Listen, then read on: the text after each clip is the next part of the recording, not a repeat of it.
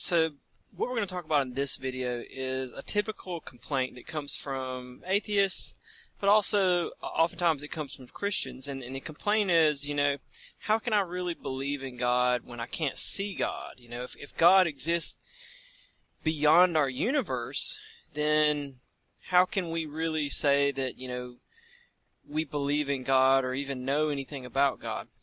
And the complaint is, this is natural complaint to make when it comes to belief in God. Because, if I tell you that there's a McDonald's over there around the corner, then the way you would verify if there was a McDonald's around the corner is you would go look. But the issue is with God, you can't go look. You've got to die and find out if there's a heaven or a hell, or it's like beyond, the physical plane. It's supernatural. And so people say, hey, how do you even know that? And this leads to people just, to very simply say, well, that means that believing in God is just a giant leap of faith. And atheists say this all the time. I could point you to a million videos, but one I watched today that really inspired me to finally make this little video is for a YouTube channel called Snarky Atheist, and it's Tracy's Great Point, and she made the exact same point I just made. But she went further than that. She said, well, in terms of how people go about proving God's existence, is through purely logical arguments based on pure logic and reasoning. So a purely logical argument would be something like this. Now, if I told you that there's a cat outside, and then I also told you that there's 0 cats outside, you could know based on pure logical reasoning there's no way that there's a cat outside and 0 cats outside. That what I'm saying logically cannot be true unless I play around with what I mean when I'm saying a cat in 1 cat versus 0 cats. Well, I meant a cat in one sense and not a cat in another sense. Well, that's just playing word games. But in terms of pure logic, in terms of what I said, there can't be a cat outside and 0 cats outside. Now, that system of knowledge is called rationalism, where you base things on pure logical reasoning. Empiricism would be basing things off observation. So, empiricism would say, why don't you just open the door and have a look? Rationalism would say, well, you can reason through the situation and figure out what has to be true and what has to not be true.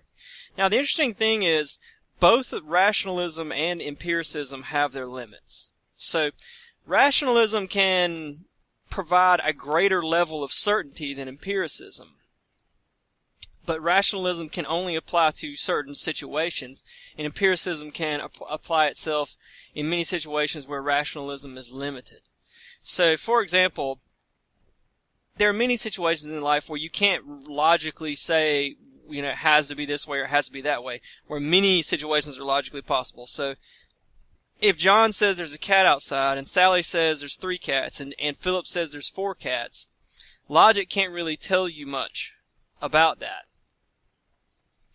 But if Philip says that both John and Sally and the other guy are all correct, that there's both 1, 3, and 4 cats, then you have to start asking questions like, well, logically, what are you saying, Philip?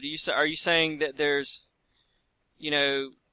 4, and that means that there's also 1, so you can logically work through things like that. So logic is a form of truth, and then, of course, a way of finding truth. So in other words, if John says there's 1 and only 1 cat outside, and Sally says there's 3 and only 3, and Philip says there's 4 and only 4, then we can see that, well, they can't all be correct. So if Philip says, well, they're all correct, there's 1 and only 1, and there's 3 and only 3, and there's 4 and only 4, we can logically infer and rationally figure out that, well, there's no way Philip's right.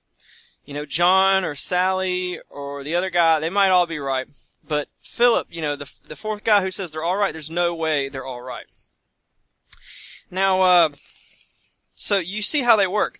In terms of just seeing which one of them is right, you would have to use empiricism. But as far as Philip's statement goes, where he says that they're all right, well, Philip can't possibly be right. Now, the interesting thing is, rationalism provides a greater level of certainty, because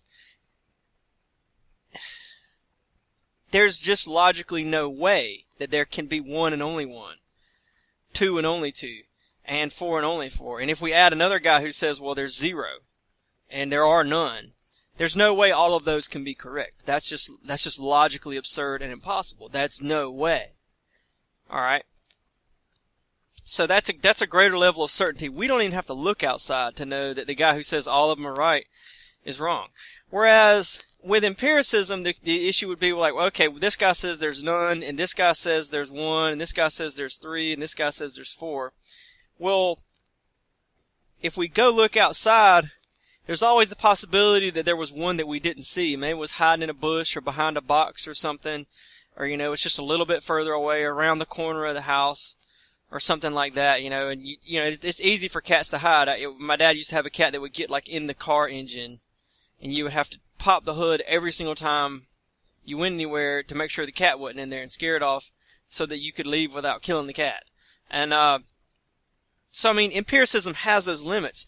It's limited by what you're able to observe, and then empiricism grows when we figure out ways to observe new things, new scientific techniques, new measuring instruments. But it never has the level of certainty that rationalism has. Rationalism provides a greater level of certainty. So that's what's interesting. The arguments that exist for God are not empirical arguments, they're rational arguments. But the thing is, isn't that what you would prefer? Would you not prefer a rational argument for God over an empirical argument for God? Because a rational argument is more certain. Furthermore, one of the issues that we run into with atheists like this who, a lot of times atheists want to denounce rationalism because the arguments for God are rational. But that's to their detriment. They really shouldn't do that. And one of the problems with that is that when they do that, and when they say that, empirical knowledge is the best form of knowledge, they're still using rationalism to bolster empiricism because they're reasoning that observation is a good way of figuring things out. You can never really escape using rationalism. You always have to use it because you are reasoning things through. In other words, if you say empiricism is the best way of figuring things out, then you just made a rational statement about empiricism and you didn't base it on empiricism. In other words, like, how do you prove with your observations that you can trust your observations? You can't. You can't ever do that. You have to say, I guess I give logical reasons why I can trust my observations. I have to give rational arguments, but I can't ever prove my observations with my observations. And I know that that's true because that's irrational, because that's circular reasoning, and that's irrational. And there's no amount of observation that's going to make circular reasoning make sense. Okay? So, the thing that we need is both. But we find atheists really don't like rationalism because the arguments for God are primarily in that category. But wouldn't you want your arguments for God to be primarily in that category? Where else would you place them?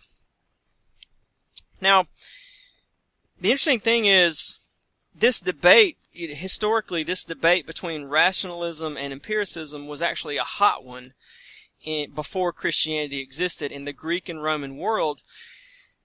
Plato and Aristotle were primarily rationalists, although Aristotle was a little bit less of one, but he was still one, very much so. And then you move to the schools of thought that were derived from Aristotle, which were the Stoics on one hand and the Epicureans on the other hand. Now, Epicurus, the father of the Epicurean school, actually goes back before Aristotle. But it's important to understand that the Epicurean school was heavily influenced by Aristotle and became a school of thought following in his tradition, but they followed closely with Epicurus too. And so a lot of famous, Roman philosophers and thinkers were Epicureans, and a lot of them were Stoics. So I don't an example of an Epicurean Roman, the guy who, I can't remember his name, but he said, "Carpe diem, seize the day." That's one of their famous taglines. And then a famous Stoic might be Marcus Aurelius, who slew the barbarians and persecuted the Christians. But the emperor of the Roman Empire in the movie Gladiator is Marcus Aurelius. Now, my point is this debate actually was raging pretty hard. As we moved into the Middle Ages, and we move into the time of Christianity, empiricism actually came to rise to the forefront. The Christians favored empiricism. It might be because Greek texts were lost. Later, after the Crusades, what happened was Muslims had Arabic versions of Aristotle, who predated these Epicureans and Stoics. The Epicureans and Stoics, their schools continued for centuries after the time of Aristotle. So Aristotle's writings were really ancient. And these Muslims had preserved the writings of Aristotle. So during the late Middle Ages, there was, over the course of about 100 years, there was a retranslation of Aristotle's works. And so rationalism became, it came back in a big way in medieval Europe. So it's important to understand, as you move into the 1500s and the Renaissance, there was a revival of Greek thought, of ancient Greek thought, but it was not empirical thought. Empirical thought was what had ruled the day for the Middle Ages. Augustine, around the year 400, clearly, held down, empiricism as the way to go, and so did Aquinas in the 1200s. And in Aquinas' day was right when Aristotle's works were coming back. And so, as we move into the birth of science, it was actually a push back against Aristotelian, Aristotle's ideas, and people like Francis Bacon were saying, no, we have to be more empirical. But the empirical traditions weren't really what was lost. It was the much older Platonic ideas of Plato and Aristotle of rational ideas. Plato's concepts of the true knowledge is found of the. In other words, Plato was the father of rationalism. If you want to get into the details, he said that anything that exists in reality must have an idea, and there must be a world of ideas, a world of Platonic forms. And so this is the philosophical debate. Does Plato's world of ideas actually really exist, or is it just a description of reality? That was the debate in Greek and Roman times, the push back and forth. And Plato said the world of ideas can only be accessed through pure reason and intellect. And so this is how the concept of philosophy was born, which means philosophy means love of wisdom. During the Middle Ages, the Christians of the Middle Ages favored empiricism, observational knowledge. There was a push back when Aristotle's ideas came to the front, and so science was born, and essentially the Christians adapted a both concept, that we need both rational knowledge and we need empirical knowledge. And it really makes more sense that way, because you can't ever really escape rational knowledge, but then rational knowledge is so limited in its practical uses, and empirical knowledge has so many more uses in everyday life as far as technology and stuff like that goes. So you really need both. It really makes no sense to cut one out. And so that's what's interesting is, as a Christian, you actually you can say, yeah, I want to embrace rationalism, but I also want to embrace empiricism. But as an atheist, they oftentimes have to have a big problem with the arguments for God's existence, because these arguments primarily exist in the rational realm. If you're not familiar with some of these arguments, some of the primary arguments, the cosmological arguments for God's existence, both the contingency argument and the Kalam argument, the moral argument for God's existence. You can look at my YouTube channels on the playlist, and it says Proof God Exists. I've got the moral argument on there, and I've got the Kalam cosmological argument on there, and you'll see that these arguments are primarily rational in nature. They are rational arguments. Another famous argument, of course, is the ontological argument, which is about as purely rational as you can get. rational reasoning actually provides the only form of absolute certainty, that you can get to, other than really basic fundamental knowledge. Whereas, observational knowledge is always a little bit doubtful. So in other words, I guess the biggest guy who brought the doubt against empiricism was David Hume. And David Hume was a Scottish atheist philosopher. And Hume's idea, he said that, let's say that here's a pool table in Liverpool or wherever, in Edinburgh, I guess, since he was Scottish. And on this pool table, Newton's laws of motion, they work. But who's to say that somewhere in the universe there's a pool table that doesn't obey Newton's laws of motion? The only reason we say that, Newton's laws of motion work everywhere is because we predicted that everything we would observe would fit with them, and everything we have observed so far has fit with them. But that's just so far. What if one day we go to another planet somewhere or something and we observe another pool table?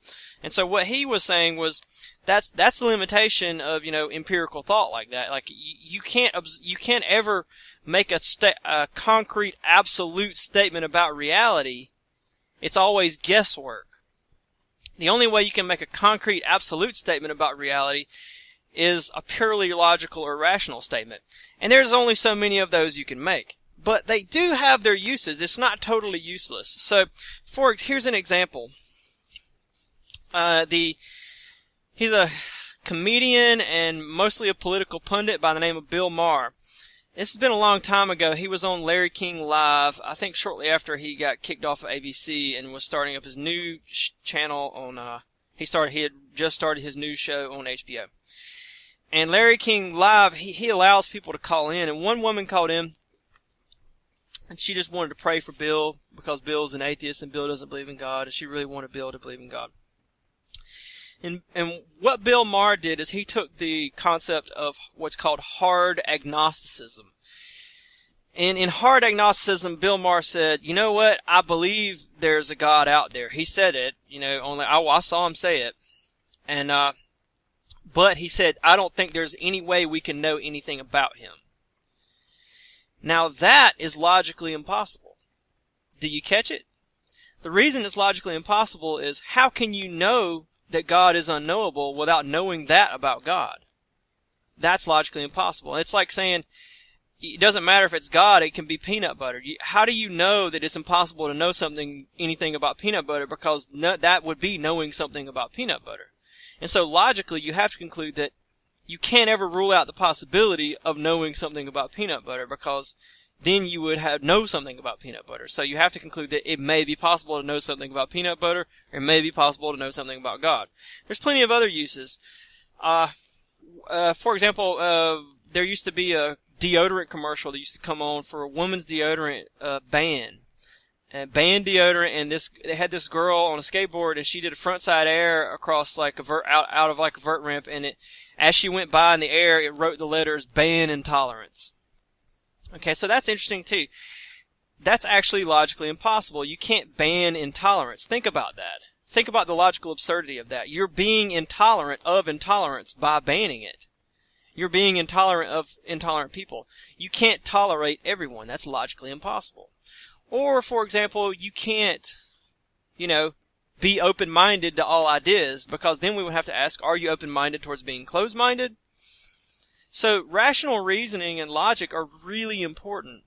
They provide a basis in which science and empiricism is, the empirical side of science founds itself on logical reasoning. You have to use logical reasoning on which to ground empiricism. It provides the basis from which empiricism works. So anyway, that's kind of the point I guess I want to make with this video, and that's really all we have to do. But I would say that there's no problem with basing your belief in the existence of God on rational arguments alone. Now, that might not be the whole story, because there may be other ways to understand God more directly. If you really want to know, the more certain form of knowledge is what philosophers call properly basic knowledge. And so this is a different question. So properly basic knowledge is, I guess, an epistemological question that goes, it's more certain than rational knowledge, it's more certain than empirical knowledge. And so if there's a direct experience of God, then that would be different. So how can I explain this? Empiricism always runs into a problem of illusions. There's always the difficulty that, like, maybe what you see isn't real. You know, so if you say, for example, you hold your hand in front of your face, empirically you'd say, well, there's a hand in front of my face. But there's always the possibility that the hand is an illusion. Now, you could use logic and rationalism to sort of rule things out and make sense of things, but what you don't have to use any logic and reasoning to tell is that you observe a hand. Even if it is an illusion, well, at least the illusion exists. And this even has rational basis too. Like, a lot of people like to say, well, what if we're living in someone else's dream? And what if the world is unreal? Well, you can use rationalism even there. You can use philosophical reasoning even there. You can say, well, what difference would that make? It's still the world in which we live, you know? Or as the song says, merrily, merrily row your boat gently down the stream. Life is but a dream.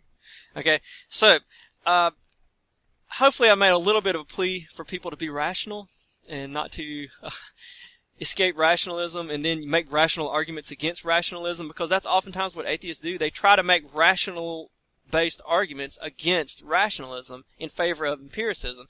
And just don't set up that false dichotomy, because as soon as you pick empiricism or rationalism, you just run into trouble. Do what the Christians did and realize that you really need a synthesis of both, and you really need to embrace both. And don't reject one, you know, just because, you know, you want to escape the concept of God. That's ridiculous, and that's sad. Alright, so that's all we have to say for this video. Check out the videos for proof gods exist. They're based on rational arguments. Thank you for your time.